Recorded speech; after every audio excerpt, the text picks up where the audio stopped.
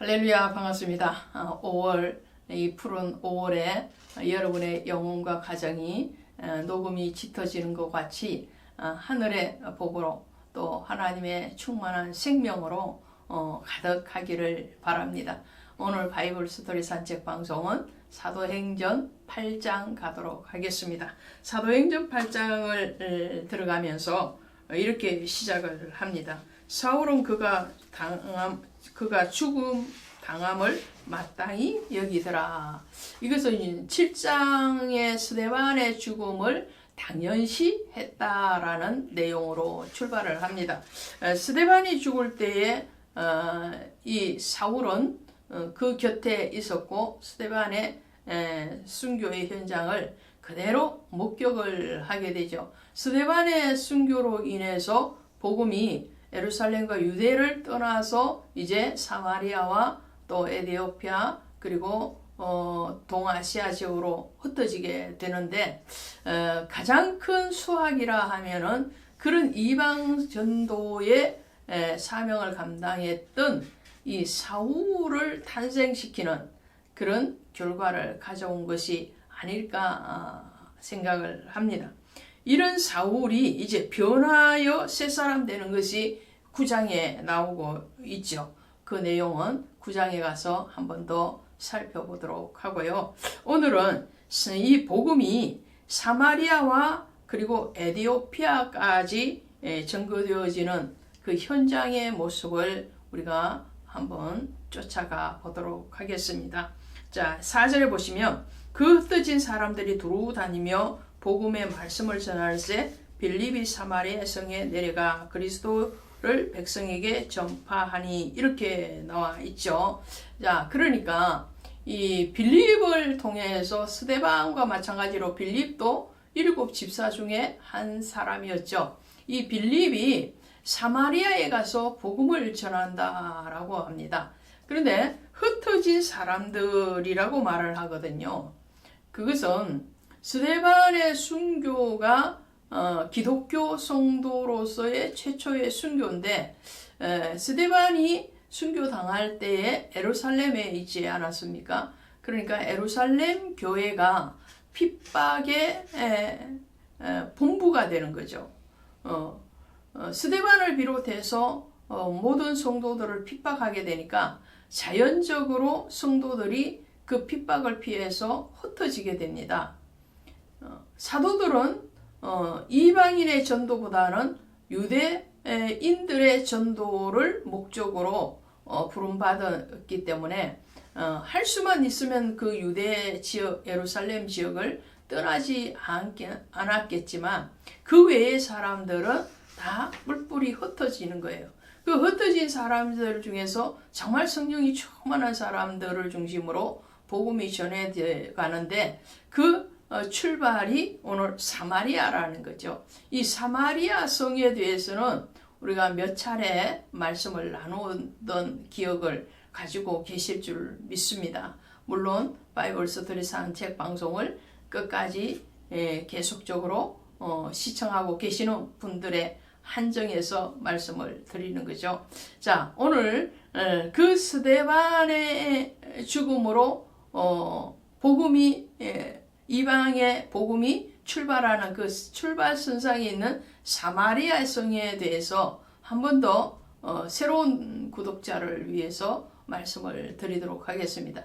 이 사마리아 성은 아합의 아버지였던 오므리가 돈을 주고 사고 그리고 그곳을 사마리아 성이라 일컫게 되죠. 그것이 열왕기상 16장 24절에 가면 나옵니다. 오므리 때 일컬어진 이 사마리아 성이 이후에 BC 722년에 아수르에 의해서 북이스라엘이 멸망을 할 때에 이 사마리아 성에 아수르의 이주정책이 일어나게 됩니다. 나라를 정복한 이 아수르가 이방인을 데리고 와서 사마리아 성, 그 당시의 사마리아 성은 북이스라엘의 수도였죠. 수도이었던 그 사마리아에 이방인들을 데려와서 살게 하면서 자연 발생적으로 일어나는 것이 바로 혼혈인들이었습니다. 그리고 그 사마리아 성에 살고 있던 여인들은 육체적으로 순교를 보장할 수 없는 지배국의 소름 가운데 있었겠죠. 그러다 보니 이 사마리아에 사는 사람들에 대해서 정통 유대인들은 굉장히 멸시천대를 했습니다. 종교의 혼합 그리고 인종의 혼합은 유대인들에게 있어서 경멸의 대상이 되고도 남음이 있었죠. 그래서 요한복음 4장에 가시면 예수님이 이 사마리아를 지나가시면서 여인에게 물을 좀 달라 했을 때에 그 사마리아 여인이 하는 말이 당신은 유대인인데 어찌하여 내게 물을 달라 하시나이까? 이 말이 그냥 나온 것이 아니고요. 오랜 역사 가운데서 그들이 그 혼혈 또 이방인이 들어와서 거주하면서 생긴 그 혼탁한 종교성으로 인해서 멸시와 천대의 대상이 되었기 때문에 정통 유대인들이 특별히 남자들이 여인을 상대하지 않았다라는 것을 알 수가 있죠. 어쨌든 이 천대받고 멸시당했던 이 사마리아 성에 예수 그리스도의 복음이 본격적으로 들어가는 거예요. 물론 요한복음 4장에서 예수님이 친히 그 사마리아 여인을 만나서 신령과 진정으로 예배하라 라고 말씀을 하시면서 오직 예수 그리스도를 예배하는 그곳이 바로 거룩한 성전이라는 것을 말씀을 하셨지만, 그러나 그 사마리아 지역이 본격적으로 제자들에 의해서 복음이 전거되어지기까지는 그로부터도 또 시간이 흘러간 거죠. 그리고 난 뒤에 이 사마리아에서 많은 무리들이 주께로 돌아오게 됩니다.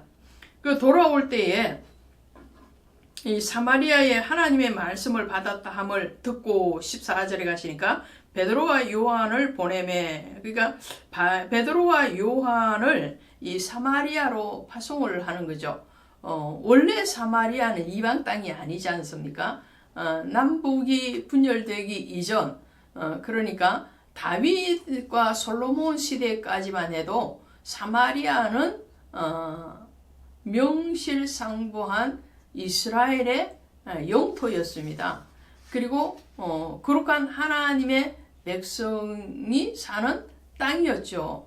그런데 그 사마리아 땅이 이제 남북이 분열되어지고, 그리고 그 분열의 여파로 이방의 신이 들어오게 되고, 그러면서 점점 유대인으로부터 멸시당하는 그런 땅이 되었다는 거죠.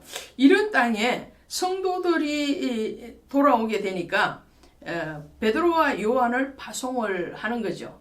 그러니까 베드로와 요한은 지금 이방 전도를 하는 것이 아니고 엄밀하게 얘기하면 본토의 전도를 하는 사람으로 지역을 사마리아로 파송을 받게 됩니다. 두 사도가 그들에게 성령을 받게 하는 그런 안수를 하고 성령을 받게 되죠. 그리고 이 사마리아 성에서 시몬이라는 이 점쟁이에 대해서 말을 할 때 이렇게 말을 합니다. 시몬이 사도들의 안수로 성령 받는 것을 보고 돈을 들여 이르되 이 권능을 내게도 주어 누구든지 내가 안수하는 사람은 성령을 받게 하소서 하니, 베드로가 이르되 내가 하나님의 선물을 돈 주고 살 줄로 생각하였으니 내가 응과 내가 함께 망할지어다. 돈 주고 성령을 사는 것이 아니야.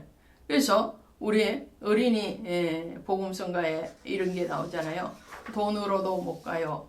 그렇습니다. 돈으로도 천국은 못 가는 겁니다. 돈으로 믿음을 살 수 있는 것이 아니고 돈으로 성령을 받는 것도 아니라는 것을 말씀을 하고 있죠. 그리고 이 빌립은 이제 어디로 내려가느냐 하면은 가사라는 지역으로 갑니다. 26절에 보니까 예루살렘에서 가사로 내려가는 길까지 가라 하니 그 길은 광야라. 이 가사 지역은 블레셋 지역입니다. 이 블레셋 하면 떠오르는 것이 다윗과 골리앗의 싸움이죠. 그 골리앗이 바로 블레셋 장소였습니다. 힘, 또 견고함 이런 뜻을 가지고 있는 이 가사 지역에서 빌립이 전도를 하는 거죠. 그리고 그곳에서 만난 사람이 누구냐면 에디오피아 여왕 간다게의 국고를 맡은 내시입니다. 에디오피아 내시를 전도할 때에 그 에디오피아 내시는 이미 복음에 대해서 궁금증을 가지고 있어요. 그래서 마차 위에서 에디오피아 내시가 읽은 성경 구절이 뭐냐면은 바로 이사야서 53장에 나오는 예수 그리스도의 고난장이거든요. 아주 의미심장한 그런 성경을 지금 에디오피아 내시가 읽고 있죠. 그러나 눈으로는 읽는데 그것을 깨닫지 못하는 거예요. 눈은 있으나 그 눈으로 영적인 것까지 해석하고 깨닫기에는 분명한 한계가 있다라는 거죠. 그럴 때에 정말 성경에 능통했던 빌립이 이 에디오피아 내시에게 복음을 다시 전하게 되죠. 그 전함이 뭔가요? 바로 예수 그리스도라는 거죠. 35절에 그러니까 빌립이 입을 열어 이 글을 시작하여 예수를 가르쳐 복음을 전하니 그랬어요. 이 에디오피아는 열왕기상 10장에 가시면 솔로몬의 지혜를 듣기 위해서 서바 여왕이 오게 되죠. 그 서바 여왕의 아들이 세웠던 왕국이 바로 에디오피아라는 일설이 있습니다. 이 에디오피아 내시에게 세례를 베푸는데요. 37절에 가시면 없음이라는 말이 나오죠. 근데 어떤 사본에는 이렇게 되어 있다는 거죠. 빌립이 이르되 내가 마음을 온전히 하여 믿으면 가하니라 대답하되 이르되 내가 예수 그리스도를 하나님의 아들인 줄 믿노라 라고 고백을 하고 그 고백을 받은 빌립이 물을 떠서 이 에디오피아 내시에게 세례를 주게 됩니다. 그리고 이 에디오피아 내시는 돌아가서 자기 나라를 복음화 시켰다고 하죠. 빌립은 이렇게 이방 전도에 앞장섰던 그런 집사였습니다. 사마리아를 출발해서 블레셋 그리고 가이사라에 복음을 전하고 순교했던 사람이 바로 빌립입니다. 오늘은 이방 전도의 출발을 찾아서 우리가 보면서 오늘 우리에게 복음이 오기까지 하나님의 은혜뿐만 아니라 성령의 인도함을 받은 전도자들이 있었다는 것에 대해서 한 번 더 감사가 되어지고 또 아직까지도 복음을 접하지 못하고 그리고 믿음으로 회개되어지지 않는 그 영혼을 향한 전도자의 사명이 우리에게도 여전히 유효하다는 것을 전해드립니다. 바이블 스토리 산책 방송은 그 땅끝까지의 심령 가운데로 나아가기를 원하고 여러분들의 기도를 요청합니다. 고맙습니다.